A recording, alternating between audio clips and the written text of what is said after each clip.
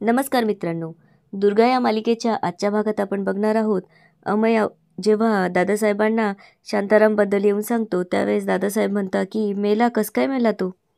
पुढे अमय बोलतो की माहीत नाही दादासाहेब हे सगळं कसं झालं, पण मी पूर्ण काळजी घेतली होती. हवं असेल तर तुम्ही साळुंखेंना विचारू शकता. त्यावर दादासाहेब म्हणतात की चिरंजीव, यात सगळी चूक तुमचीच आहे. तुम्हाला समजते की तू किती महत्त्वाचा माणूस होता. अहो, आपल्या हातातोंडाशी आलेला घास गेलाय, समजतं का तुम्हाला. हे ऐकून दादासाहेबांना अमय म्हणतो की दादासाहेब, म्हणजे तो गेल्याचं तुम्हाला काहीच वाटत नाही. त्यावर दादासाहेब म्हणतात की चिरंजीव, जास्त इमोशनल होऊ नका. त्याच्या फॅमिलीला 10-20 लाख रुपये देऊन टाका आणि तोंड बंद करा त्यांचं. त्यावर अमय बोलतो की दादासाहेब, तुम्ही असं विचार करता याचा जास्त त्रास होतोय मला. त्यावर दादासाहेब म्हणतात की पॉलिटिक्स, याला पॉलिटिक्स म्हणतात चिरंजीव, आणि हे पॉलिटिक्स आम्ही 24 तास जगत असतो. पुढे दादासाहेब म्हणतात की त्या बॉडीची विल्हेवाट लावा आणि काळजी घ्या. त्यावर अमय म्हणतो की मी. त्यावर दादासाहेब म्हणतात मग दुसरं कोण. त्यावर अमय म्हणतो की मी जग्गू मामाला सोबत घेतो. दादासाहेब म्हणतात की अहो, त्या जग्गूला कशाला घेतात, तो म्हणजे दुधात पडलेला एक नासका आंबा आहे, त्याला कळूसुद्धा देऊ नका. असं करा तुम्ही, साळुंखेला हाताशी धरा, ते करतील मदत तुमची. इकडे अभिषेक विचार करत बसलेला असतो. दादासाहेब त्याला व्हिडिओ देतात. त्यावेळेस दादासाहेब म्हणतात की चिरंजीव, आम्ही जे काही केलं तो आमच्या राजकारणाचा भाग होता, पण तुमच्या माईसाहेबांनी तर तुमच्या बायकोला जीवे मारण्याचा प्रयत्न केला. त्यावर तुम्ही काय बोलाल. सत्तेसाठी आणि स्वार्थासाठी त्या कुठल्याही थराला जातील हे तर आम्हाला माहितीच आहे. त्यांचा हिशोब तर आम्ही घेऊ, पण प्रश्न हा आहे की जी आपल्या घरात आहे ती कोण आहे, ती खरी दुर्गा आहे का. त्यावर अभिषेक म्हणतो की माईसाहेब असं कसं वागू शकता, त्यांनी खरंच दुर्गाला मारलं असेल. अभिषेकला आठवतं की डोंगराईवरून परत आल्यावर माईसाहेब रडू लागतात. आमच्या दुर्गा गेल्या, आमच्या दुर्गा गेल्या, आमची लेक आमच्या डोळ्यासमोर डोंगराईच्या कडेवरून पडली. तेवढ्या दुर्गा तिथे येते व माईसाहेबांना धक्का बसतो. माईसाहेब म्हणतात की ह्या दुर्गा असूच शकत नाही. पुढे त्याला आठवतं की जग्गू मामा घाबरत त्याच्याकडे येतो आणि मला वाचव अभिषेक, दुर्गा माझा जीव घ्यायला निघाली असं म्हणू लागतो. पुढे त्याला गौरी आल्याचं आठवतं. गौरी येऊन त्याला म्हणते, जी मुलगी आईला थोडं काही झाल्यावरती तिचा जीव खालीवर व्हायचा, ती मुलगी आई एवढी आजारी असताना तिला भेटायला आलीच नाही. अभिषेकच्या डोक्यात विचारांचं काऊर माजतं. पुढे अभिषेक विचार करू लागतो की मग दुर्गा असं का सांगते कमीच खरी दुर्गा आहे. तेवढ्यात दुर्गा तिथे येते व अभिषेक तिला बोलू लागतो की दुर्गा, काय चाललंय काय, आत्ताच तुझ्याबद्दल, तुझ्या पास्टबद्दल मला कळलं होतं आणि त्याचाच जाब विचारायला मी दादासाहेबांकडे गेलो होतो, पण त्यांनी जे सांगितलं ते बघून मला धक्काच बसला. त्यावर दुर्गा म्हणते की तू दादासाहेबांना सांगायला गेला होता. अरे पण का, तुला जर त्यांनी कबुली द्यायला हवी होती तर तशी परिस्थिती निर्माण करायची होती. त्यावर अभिषेक म्हणतो की मी विचार नाही केला, एक घाव आणि 2 तुकडे. दुर्गा म्हणते की हेच आपल्याला करायचं नव्हतं, आणि तू सांगितलं काय मी कोणाची मुलगी येते. त्यावर अभिषेक म्हणतो की हो, मी तेच सांगायला गेलो होतो, पण त्यांनी मला व्हिडिओ दाखवला. त्यावर दुर्गा म्हणते व्हिडिओ, कसला व्हिडिओ. अभिषेक म्हणतो की माईसाहेब तुला कड्यावरून ढकलून देतात. त्यावर दुर्गा म्हणते की त्या घटनेचा व्हिडिओ, आणि कोणी रेकॉर्ड केला. अभिषेक म्हणतो की याचं उत्तर माईसाहेबच देतील, आणि तो माईसाहेबांकडे जायला निघतो. तेवढ्यात दुर्गा त्याला अडवते आणि दुर्गा विचारू लागते की माईसाहेबांनी मला कडेवरून ढकलण्याचा व्हिडिओ तू बघितलाय, मग तुझ्या मनात हीच शंका असेल ना की जर मला कडेवर ढकलून दिलं होतं मग मी कोण आहे, मी तुझीच दुर्गा आहे का. इकडे अमय दादासाहेबांच्या बोलण्यावर डिस्टर्ब होऊन त्याच्या रूममध्ये विचार करू लागतो.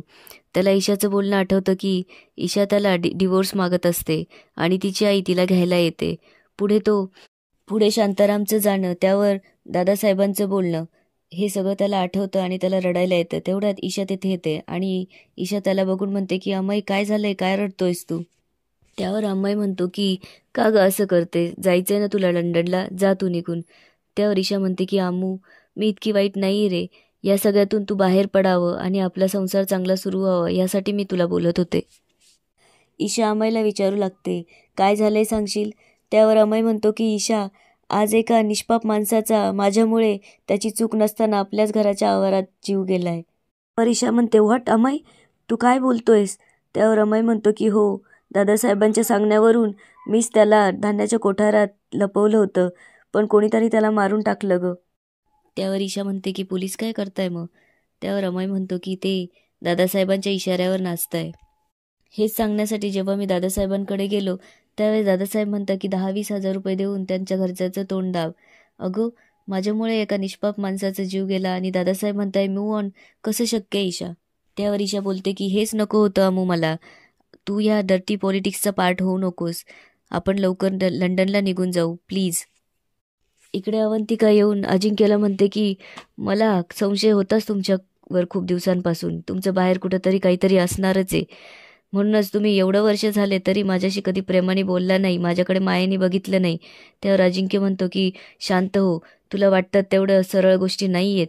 त्यावरती म्हणते की तुम्ही बोलूच नका. पुढे अजिंक्य बोलतो की मी त्या प्रकरणावर सॉरी म्हटलोय ना, झाली माझ्याकडून चूक. त्यावर अवंतिका म्हणते की सॉरी म्हणून काय होणार आहे आता. त्यावर अजिंक्य बोलू लागतो की 10 वर्ष झाली आपल्या लग्नाला. तू एक दिवस तरी प्रेमाने माझ्याशी बोललीस?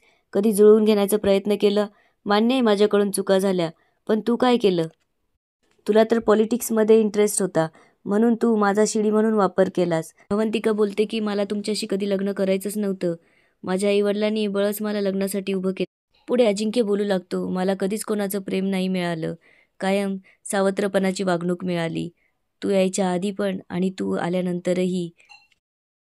माझ्या मनाचा कधी कोणी विचार केला का? काय माझ्यावर फक्त जबाबदाऱ्याच टाकत आले. त्यावर अवंतिका बोलते की आणि जिच्यावर तुम्ही प्रेम केलं तिने काय केलं हो? तुमच्या पाठीत शेवटी खंजीर खुपसलाच ना. आपले माणसं कितीही वाईट वाटत असले तरी वेळेला शेवटी तेच कामात येतात. आणि तुम्ही स्वतःचं खापर दुसऱ्यावर फोडू नका. त्यावर अजिंक्य म्हणतो की तू काय केलंस? सासूच्या सांगण्यावरून स्वतःच्या जावेला मारायला निघालीस आणि तू काय दुसऱ्याला फिलॉसॉफी झाडते. माझं तोंड बंद आहे ना, तेच ठीक आहे. इकडे दादासाहेबांच्या सांगण्यावरून साळुंखे इन्व्हेस्टिगेशनसाठी धान्याच्या कोठारात येतात. त्यावेळेस त्यांचं लक्ष एका चेनकडे जातं व ती सोन्याची चेन साळुंखे त्यांच्या ताब्यात घेतात. इकडे दुर्गा अभिषेकला म्हणते की अभिषेक, आज तुला मी डोंगराईवर काय झालं त्याचं सत्य सांगणार आहे. खरं तर मला तुला हे एकदम शांतपणे आणि विश्वासात घेऊन सांगायचं होतं, पण त्या व्हिडिओनी सगळा गोंधळ केला. तर अभिषेक म्हणतो की हे बघ दुर्गा, माझ्या डोक्यात प्रश्नांचं असंख्य काहूर माजलंय. त्यावर दुर्गा बोलू लागते, ज्या दिवशी आम्ही डोंगराईला जायच्या दिशेने निघालो त्यावेळेस आमची गाडी अचानक रस्त्यात बंद पडली. तेव्हा मला एक देवीचं छोटं देऊळ दिसलं व मी दर्शनासाठी खाली उतरले. मी जेव्हा तिकडून परत येते त्यावेळेस माईसाहेबांची गाडी तिथून निघून जाते. पुढे दुर्गा म्हणते की मला काही कळेच ना, माईसाहेब अशा सोडून का गेल्या. म्हणून मी डोंगराईच्या दिशेने वाट शोधत शोधत गेले. जेव्हा मी तिथे पोचले तेव्हा डोंगराईच्या कडावर माईसाहेब कोणाशी तरी बोलताना दिसल्या आणि थोड्या वेळात बघते तर त्यात कोणाला तरी खाली ढकलत होत्या. हे मी माझ्या डोळ्यांनी बघितलं आणि जग्गू मामा पण तिथेच होते. हे ऐकून अभिषेकला आश्चर्य वाटते आणि तो तिला विचारू लागतो, म्हणजे हे सगळं तू तुझ्या डोळ्यांनी बघितलं? मग मला सांग, जिला माईसाहेबांनी कड्यावरून ढकललं ती कोण होती? त्यावर दुर्गा बोलू लागते की कदाचित तुला हे पटणार नाही, पण माईसाहेबांनी जिला कड्यावरून ढकललं ती देवी होती. देवी माझ्या रूपात आली होती. माझ्यावरचं संकट तिने तिच्यावर घेतलं होतं. त्यावर अभिषेकला धक्का बसतो.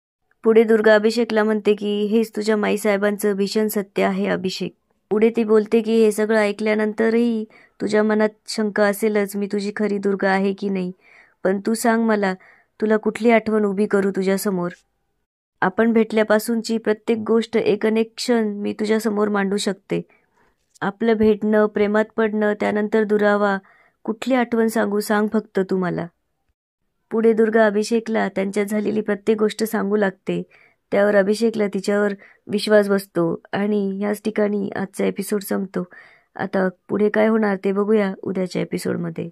धन्यवाद.